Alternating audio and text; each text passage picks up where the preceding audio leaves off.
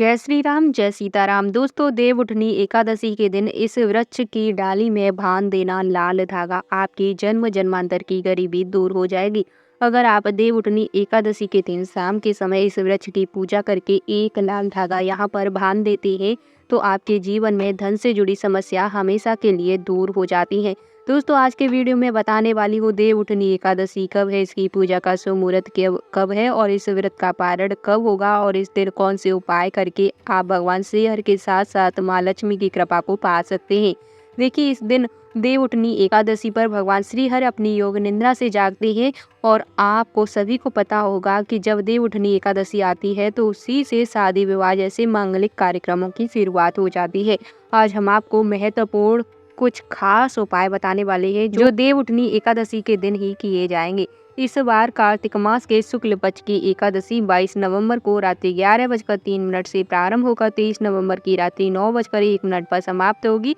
ऐसे में उदय तिथि के अनुसार इस साल देवउठनी एकादशी का महापर्व 23 नवंबर को मनाया जाएगा। इस व्रत का पारण अगले दिन 24 नवंबर को प्रातःकाल 6:51 से लेकर 8:57 के बीच किया जा सकेगा। दोस्तों, इस एकादशी का जो पारण होगा वह आपको शुभ मुहूर्त में ही करना है। ध्यान रहे, इसका शुभ मुहूर्त जानकर ही आपको इसका पारण करना है, नहीं तो एकादशी का व्रत अधूरा माना जाता है। देवउठनी एकादशी पर भगवान श्री हरि की कृपा पाने के लिए लोग तरह तरह के पूजा पाठ करते हैं। यदि आप प्रातःकाल सूर्योदय से पहले उठकर स्नान करते हैं और उसके बाद उगते सूर्य को अर्घ्य देते हैं, इसके बाद भगवान श्री हरि के व्रत एवं पूजन का संकल्प लेकर अपने घर के मंदिर में उनकी विधि विधान से पूजा अर्चना करते हैं, फल फूल धूप चंदन भोग आदि अर्पित करके पूजा करते हैं तो श्री हरि की कृपा आपको प्राप्त होती है। साथ ही इस दिन माता लक्ष्मी की आरती भी आपको अवश्य करनी चाहिए, इससे माँ लक्ष्मी की कृपा आपको प्राप्त होती है। ध्यान रहे, जो पारण है वो आपको शुभ मुहूर्त में करना है, इस बात का आपको विशेष ध्यान रखना है। एकादशी के दिन आपको भगवान श्री हरि के सामने घी का दीपक जलाना है और उसके बाद घर आंगन छत मुख्य द्वार पर दीपक जरूर रखना चाहिए। इस दिन भगवान श्री हर 4 महीने की योग निद्रा से जाग जाते हैं। इस दिन घर में देसी घी का दीपक जलाने से घर में सुख शांति और सौभाग्य बना रहता है। दोस्तों, तुलसी के पौधे के चारों ओर इस दिन स्तंभ बनाए जाते हैं। जितना हो सके तोरण फूल इत्यादि से आपको यह जो आपने तुलसी का पौधा लगाया है उसको अवश्य ही सजा देना है। शंख चक्र गाय के पैर भी इस दिन आपको बनाने हैं। तुलसी के साथ साथ आंवले का जो पौधा होता है वो आपको अपने घर के गमले में लगाना चाहिए, ये शुभ माना जाता है। तुलसी का इस दिन खास ध्यान रखना चाहिए। इस दिन तुलसी मंत्रों का उच्चारण अवश्य ही आपको करना चाहिए। कहते हैं कि एकादशी के दिन जो व्यक्ति तुलसी के चारों ओर दीप दान करते हैं उनको भगवान श्री हर 1000 गोदान के पुण्य के बराबर फल प्राप्त कराते हैं। जिन दंपतियों के यहाँ पर संतान नहीं है वे तुलसी नाम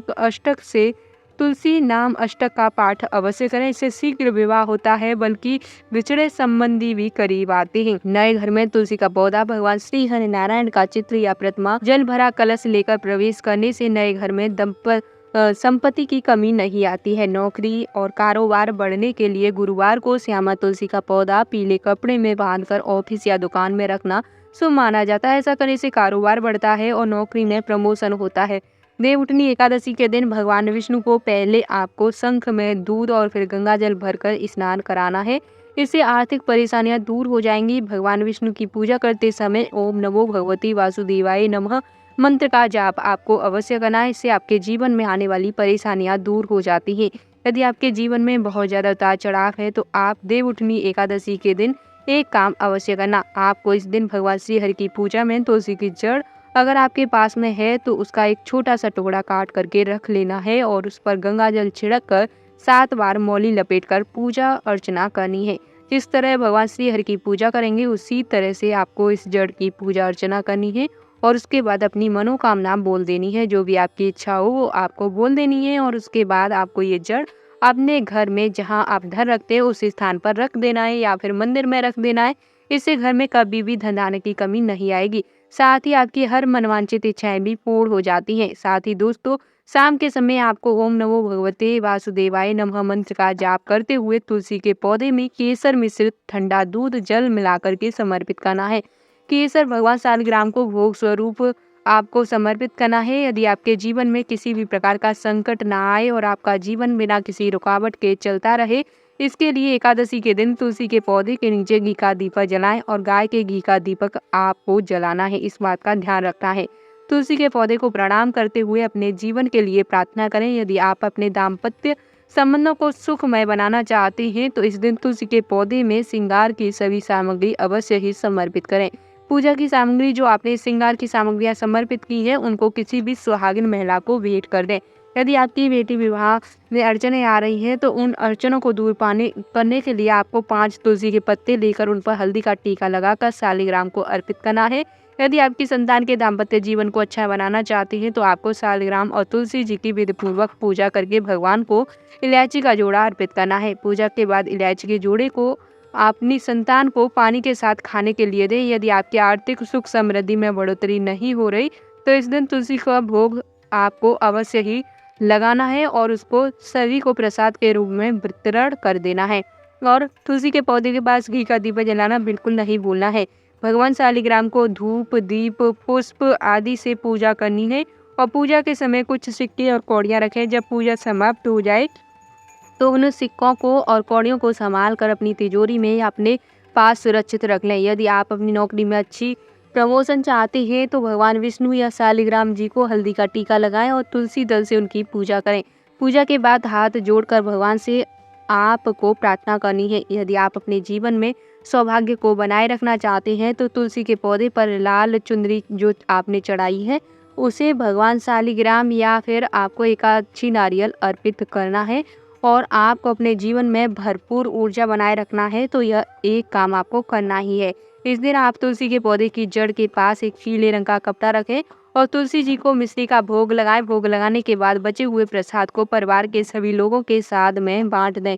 पीले रंग के कपड़े को अगले दिन ब्राह्मणों को दान दें और महापर्व दीपावली के 11 दिन बाद जो देवउठनी एकादशी का पर्व आता है, इस दिन आपको कुछ विशेष उपाय अवश्य करने हैं। इस दिन एक वृक्ष है जिसकी पूजा करने से आपकी हर प्रकार की इच्छा पूर्ण हो जाती है। वह कौन सा वृक्ष है ये मैं आपको आगे वीडियो में बताने वाली हूँ। वीडियो में आगे बढ़ने से पहले वीडियो को लाइक, शेयर और चैनल पर नए हैं तो चैनल को सब्सक्राइब जरूर कर दें, क्योंकि यहाँ तक मैंने आपको एकादशी से जुड़ी महत्वपूर्ण जानकारी बताई। अब मैं उस वृक्ष के बारे में बताने वाली हूँ जो आपकी हर प्रकार की दुख संकटों को दूर कर देगा। आप सभी को पता है कि इस दिन भगवान विष्णु 4 महीने की योग निद्रा के बाद जागते ही अलग अलग इलाकों में इस दिन यानी कि देवउठनी एकादशी के दिन अलग अलग तरह से पूजा की जाती है। अगर इस दिन कदम का जो पेड़ होता है वो सबसे ज़्यादा पूजनीय होता है। इसकी पूजा करना बहुत ज़्यादा जरूरी होता है। अगर आप कुछ विशेष उपाय करके अपनी मनवांछित इच्छाओं को पूर्ण करना चाहते हैं तो वह है एकादशी का दिन, जिस दिन आप कदम के वृक्ष के पास जाकर यह उपाय करके अपनी मनवांछित इच्छा को पूर्ण कर सकते हैं, क्योंकि कदम का जो वृक्ष है वो कृष्ण जी को सबसे ज्यादा प्रिय होता है। कदम के पेड़ में श्री कृष्ण का वास होता है। कदम के पेड़ में देवव्रत वृक्षों में से एक माना जाता है। इसकी पूजा अर्चना करने से सबसे ज्यादा महत्व होता है और खास तौर पर कार्तिक का व्रत करने वाली महिलाएं जो 11 के दिन कदम के पेड़ के पास जाकर दीपक जलाती है, पूजा अर्चना करती है, उनको सुख समृद्धि की प्राप्ति होती है और सुख समृद्धि के साथ साथ सौभाग्यवती होने का वरदान भी इस पेड़ की पूजा करने से प्राप्त होता है।